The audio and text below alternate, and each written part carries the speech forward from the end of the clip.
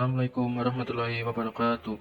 Perkenalkan, kami dari kelompok 10 Ekonomi 101 SD 18 yang beranggotakan 1. Iswah Abidal Aziz, 2. Muhammad Rifki Safari, 3. Mufid Fikrianto, 4. Melani Asmaradea, 5. Marcelina Kristiane. Oke, selanjutnya akan dibahas terkait dengan pasar persaingan sempurna. Ada beberapa karakteristik supaya dapat disebut dengan pasar persaingan sempurna. Yang pertama, terdapat banyak pembeli dan banyak penjual. Yang kedua, barang yang ditawarkan untuk dijual itu sebagian besar bersifat sama atau homogen. Yang ketiga, perusahaan dapat dengan bebas masuk atau keluar dari pasar. Perusahaan sebagai penjual dalam pasar persaingan sempurna dapat meningkatkan output secara terus-menerus tanpa mempengaruhi harga pasar. Kemudian, untuk proses maksimisasi laba, dalam pasar persaingan sempurna menggunakan konsep margin, di mana jika Q atau produk meningkat 1 unit, maka penerimaan akan meningkat dan biaya akan meningkat pula.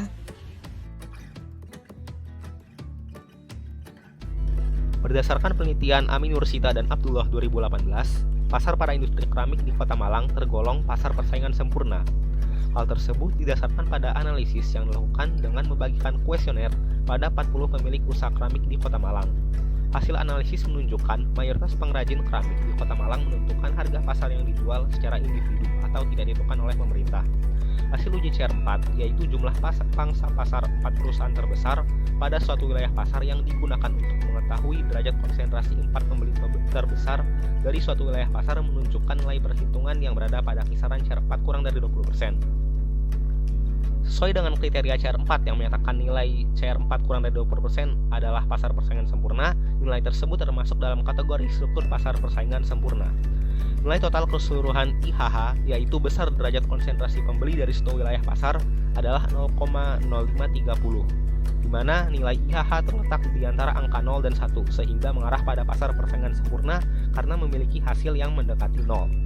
Maksimisasi laba dapat dilakukan dengan cara meningkatkan jumlah produksi keramik, sehingga produsen industri keramik diharapkan mampu memanfaatkan teknologi yang ada untuk melakukan promosi dan inovasi produk agar dapat bersaing dengan industri keramik dari dalam maupun luar negeri.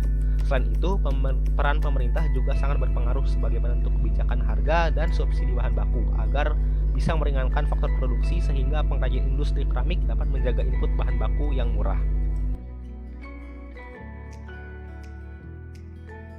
Contoh kasus 2. Berdasarkan analisis kami dari berita Times Indonesia, lapak sayur di Pasar Salak Banjarnegara mulai ramai. Lapak sayur di Pasar Salak Banjarnegara disebut sebagai pasar persaingan sempurna karena barang yang dijual sama, yaitu sayur-sayuran, dan terdapat banyak penjual dan pembeli. Permasalahan yang ada pada lapak sayur di pasar tersebut yaitu karena adanya kebakaran pada area lapak sayur yang membuat para penjual harus berjualan di pasar yang lokasinya belum tentu dikenali oleh para pelanggan tetap. Selain itu, lokasi tersebut juga berada di luar ruangan, sehingga pada saat siang hari para penjual harus berhenti berjualan karena diakibatkan panas yang menyengat. Akibatnya pendapatan para penjual sayur menurun dari omset awal 3 juta hingga menjadi 1 sampai 1,5 juta. Solusi yang dapat kami tawarkan yaitu pada lokasi lapak sayur sebelumnya diberi tanda di mana lokasi lapak sayur yang sekarang, sehingga pembeli dapat dengan mudah menemukan lokasi pasar sayur yang baru.